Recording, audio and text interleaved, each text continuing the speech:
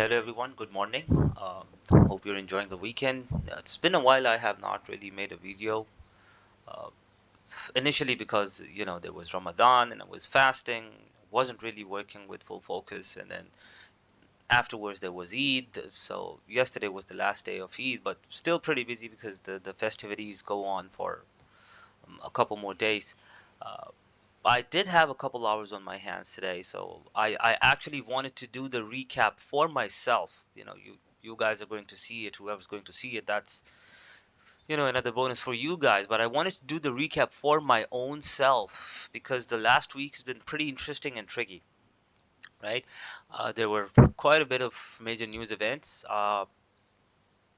Most of them did not provide an opportunity, to be honest. But I did take two trades.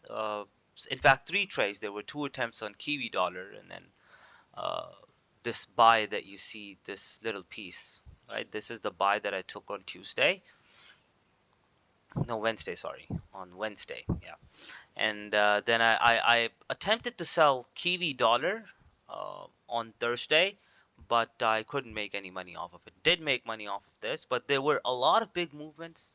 There was actually a very nice trade that was missed out. I was talking to one of the students about how there was such a clear entry on dollar CAD for buys later on, but I was too preoccupied with euro dollar, and that did do the farthest move, the biggest move. But there were no entries whatsoever.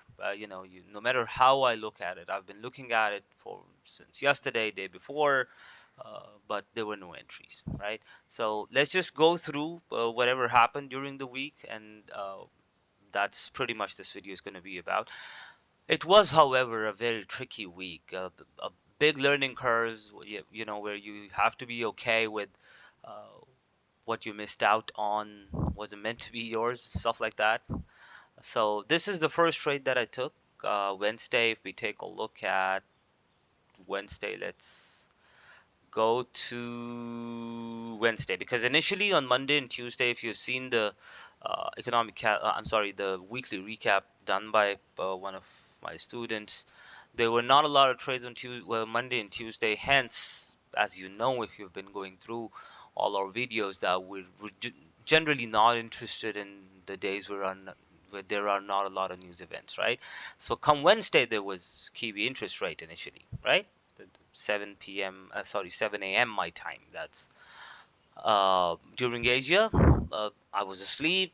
Interest rate comes out. It pushes the markets higher. So this is basically where the interest rate comes out. Initially, the market pushes lower, but then it pushes higher, makes a higher high, and all of this move that you're looking at on 15 minutes, right? It starts down here, goes all the way up to there. There. If you notice, let's go into the replay mode, not to confuse you with all the mumble jumble to the right side. If you notice, let's go even lower a time frame, let's say 3 minutes. If you notice all this move that initially bought here, let's quickly get rid of all of these brushes so that it's a little more clear to you guys.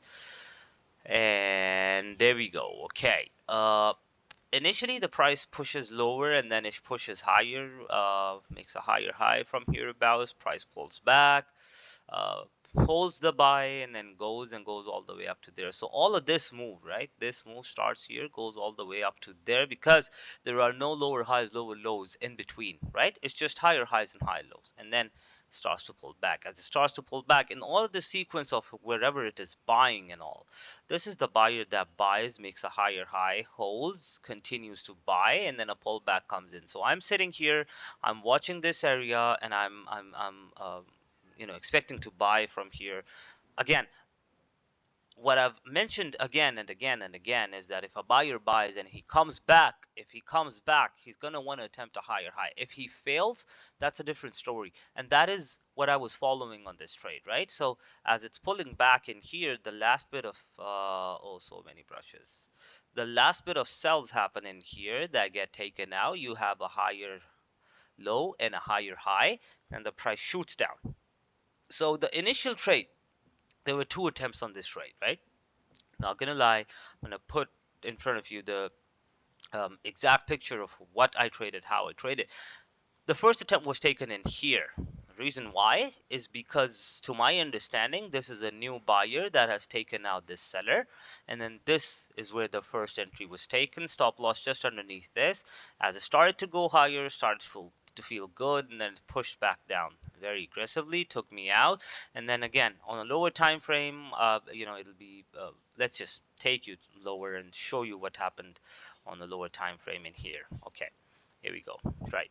So this comes back down aggressively, takes out all the stop losses, comes back inside, holds, puts in a higher high. So I'm, looking at another higher low in here as it comes down, test this area. I entered again. Stop loss just beneath this time. So if it had taken me out this time, I would not have attempted another buy on this. But the buy worked out. Took a little while, and then it worked out. Took out about 80% of my positions up in here at around 6R. And then took another 50% of what was running up in here, and then it just crashed down. It crashed down because of dollar CPI. So the same day there was dollar CPI too, right?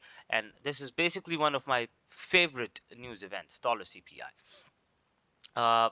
Although it did get yen stronger too, but as we know that the CPI is coming for dollar, so the higher chances that dollar, if it is gonna affect any currency the most, it's supposed to be dollar, right?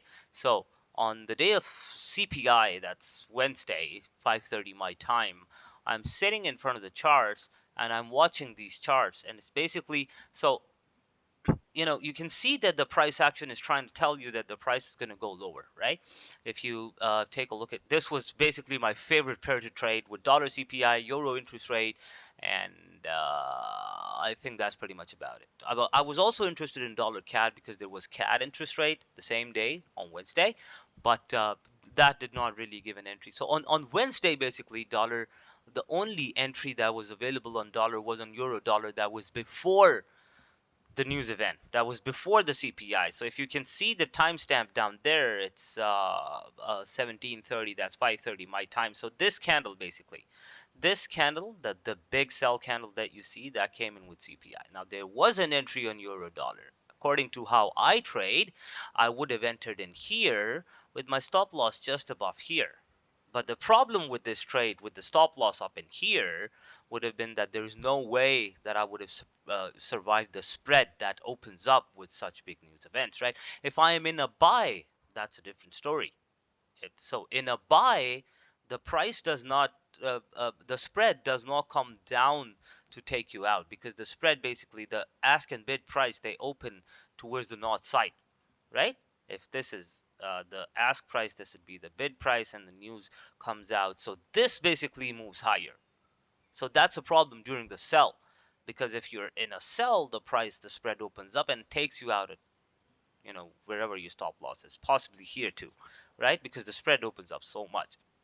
So generally, I do not want to be in on a trade before the news event comes out, because, as we've talked about it so many times, there is a higher chance that you're going to get taken out, right? And then the slippage happens because the movement is so fast that your stop losses don't get triggered, and then you're just sitting there and crying over the fact that I know I should not have traded at the time of the release of the news event, but I still did, and that goes against the discipline. What we always talk about is basically the most important thing when it comes to trading is discipline. So, as you know, for whoever's been following me for the past 2 months or so, you know that I do not want to be in on a trade at the time of the news release, because you don't know where the price is going to go, right? You and I, we do not have enough tools to know where the price is going to go as the news event comes out. I mean, there are people who have those tools, the inside information and all, but we as retail traders, we do not have that information, right? So the CPI comes out, and it comes out, and I'm pretty happy that, we have this new move down. The 60-minute candle closed below this, so what I was hoping for was a pullback into hereabouts, or even, up in this area, because the reason why I'm saying up in this area is because you see this is the last pause that happened before this push down happened, right? So on the same day as the CPI released, I was hoping for, as the price came down into hereabouts, this is basically 15 minutes after the New York Stock Exchange opened. I was sitting there, well, basically watching on my mobile phone because I wasn't home, I wasn't in front of my system. But either way, I couldn't see any entries on euro dollar or any other dollar for that matter. That is after the CPI news got released. I could not see any entries on any of the dollars after the CPI news got released. Okay, now, uh, what I was expecting when the price came all the way down to here, I was expecting a pullback into hereabouts, and I would have entered that pullback 100%. That never happened, right? So we had dollar CPI and we also had CAD interest rate on the same day. Let's take a look at what dollar CAD did on the same day.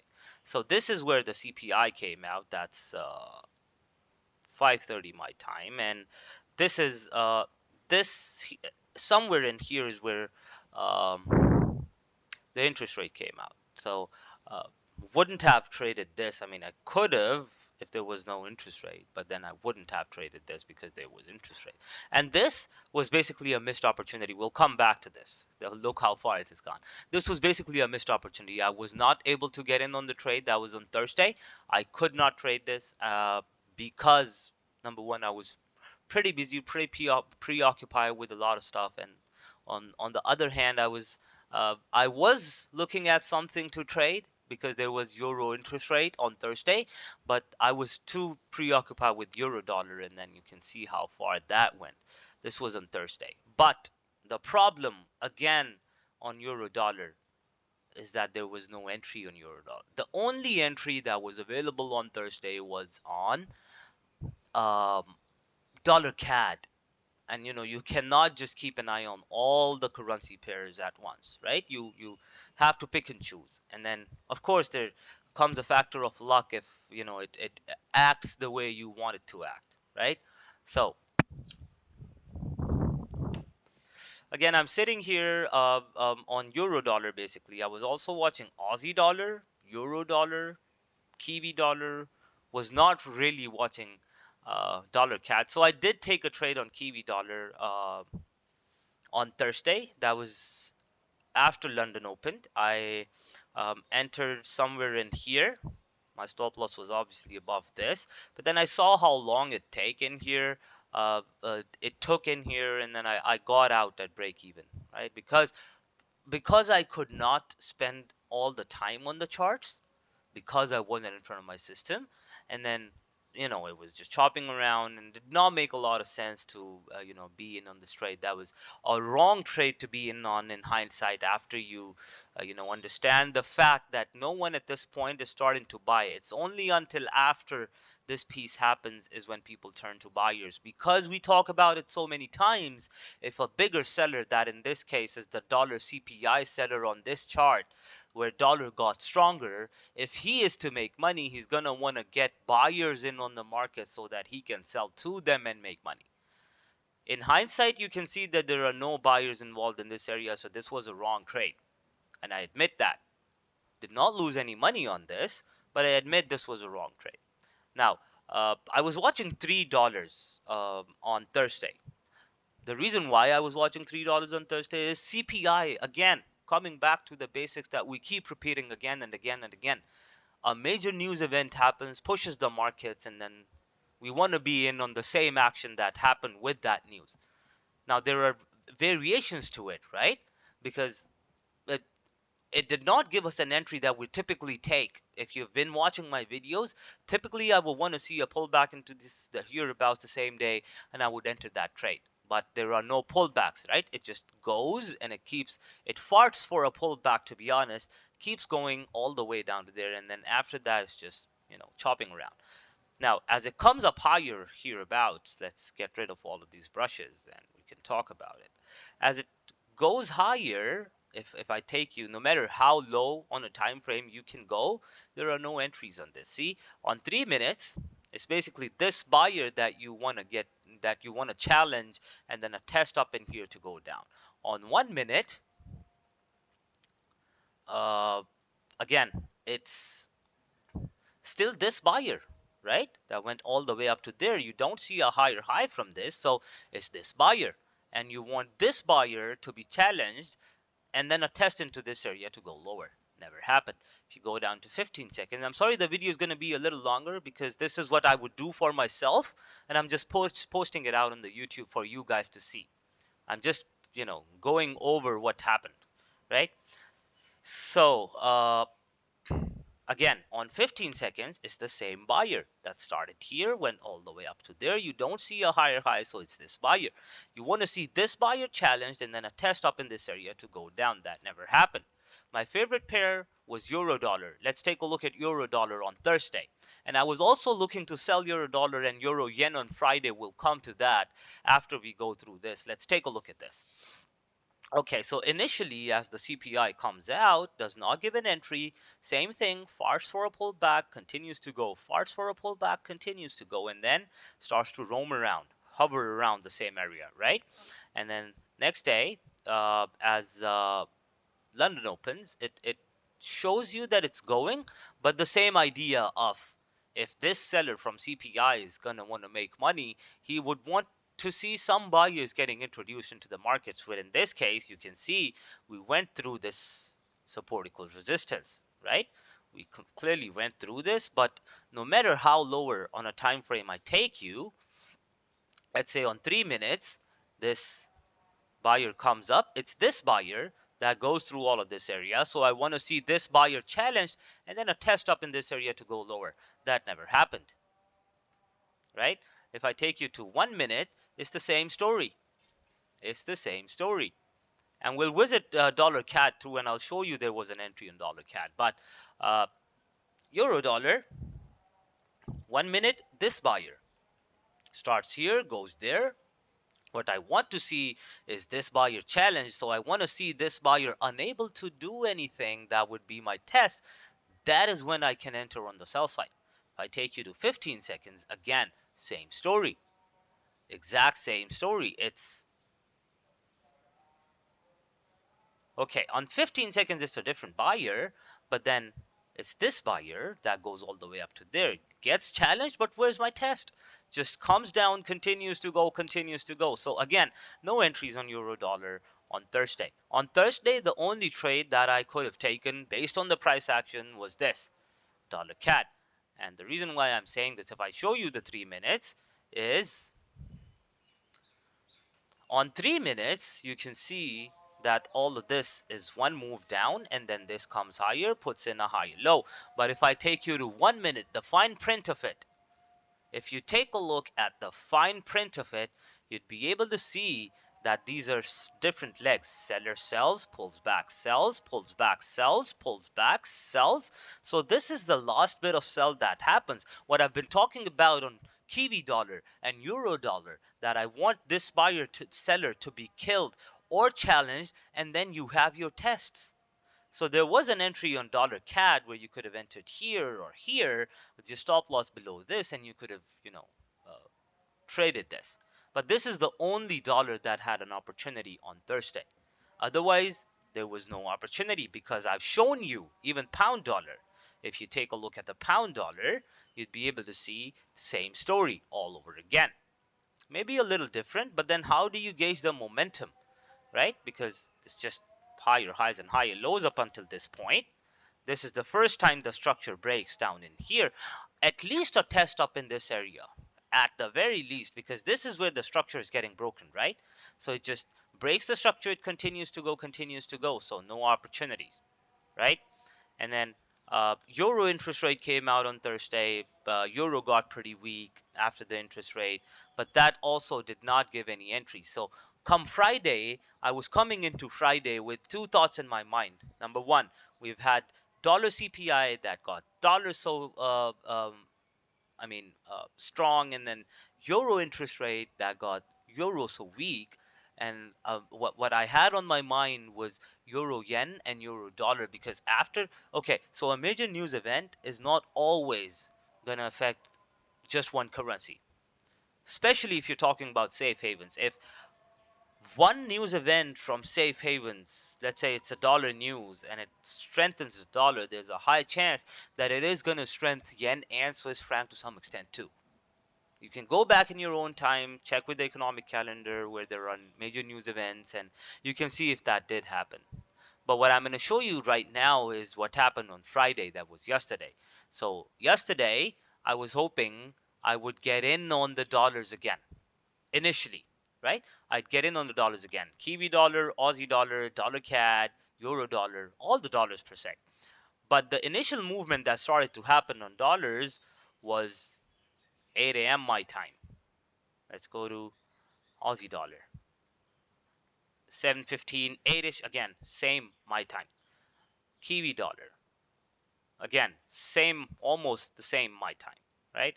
So I'm asleep at that time. It's basically Asia. I wake up at around 8:30 and I cannot just get up and get in on a trade, right? So as this has started to go, now if you're getting confused, I'm sorry. I'm just doing this for myself at the moment. If you're getting confused where you could have entered in here, you could not have. I mean, the video has gone a little longer, blah, blah, blah. But as this started to go, now I cannot get in anywhere in here because, you're getting closer to the support. As it starts to go, you're getting closer to the support. And as this breaks lower, I will want to see some sort of a pullback into hereabouts to go lower. That never happened. Wasn't really, this wasn't my favorite pair to be in. I basically wanted euro dollar, euro yen. And what happened, euro dollar is started to go 8 a.m. my time. As it starts to go, I cannot get in anywhere in here because if I am getting in here, my stop loss is supposed to be up there. That is a big risk. That is a big stop loss. I don't do that. And then, you can see that previously when price got here, there was problems for the price to go lower and pulled back. You don't know if it's going to pull back from here or not. You cannot know that no matter what. No matter how good a trader you are. I mean, of course you can, anticipate that it's going to break lower. But what if it doesn't? And what if it doesn't? And if this is my risk to reward on this, right? It's not even 1:1. Okay. So, uh, I on Friday, this is what I'm hoping for. As this starts to go, this is even before London Open, sell picks up pace. As this had broken lower, let me get rid of the drawings. As this had broken lower, somewhere during New York, I would have wanted to see a pullback into this area. That I would have sold, but that never happened, right? And there's another thing I wanted to show you guys. Oh, euro yen. Yeah, euro yen, same thing. So euro yen, this is during Asia, right? And then no way you look at it, I cannot enter in here with my stop loss up there. I can't because it's just ranging at the moment. I want to see this range break that did happen yesterday uh, with London Open. So as this range breaks, I want to see a pullback into hereabouts that I can get in on. That never happened. So basically for the past 23 minutes, what I'm trying to say is that there will come weeks or days where you would not be able to get in on anything that you've been watching. And that's part of it. That's part of the game. The bigger players are so desperate for that money that they do not want you to make money with them. They want all the money for themselves. And can you compete against them? No, you cannot. You cannot compete against them. If you think that, I'm sorry,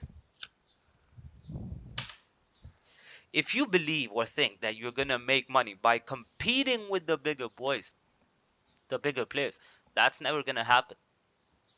That's because their job, and they're so good at it. Keep that in mind. Their job, and they're so good at it, is to make money off of us. That's what their job is. So our job is to not let them make money off of us. Our job is not to make money off of them. Our job is to try and follow what they're doing, follow in their footsteps, not compete against them, but follow in their footsteps so that they cannot make money off of us. And if you control them making money off of you, you end up making money for yourself. That's what I've been trying to say for the past 25 minutes. But what I actually wanted to show you guys that there, was major news events, did take a trade, did make money last week. But the actual trades that I wanted to be in on, I could not get in on them. There were no entries according to my liking. And it happens. It's going to continue to happen. What you need to understand is that you capitalize on something that gives you an opportunity, that provides you with an opportunity, and not impose yourself onto something trying to turn into an opportunity when it's not. I mean, if you're chasing the markets, you could enter here, you could enter here, but then where are you putting your stop loss? And how do you know that it's going to continue to go? You don't. It can pull back. It can have problems from hereabouts. It can pull back, take you out, and then go. That is why the pullback is so important. That is why you want to see a pullback to start and then die. That pullback starts to die is when you want to be in on that trade. That makes sense. All right, video's gone pretty long. I'm going to bore you guys with this video a lot, but this is a very important video. So if you've gone through this video, I'm sure it's going to help you in a lot of ways. All right, cheers, guys.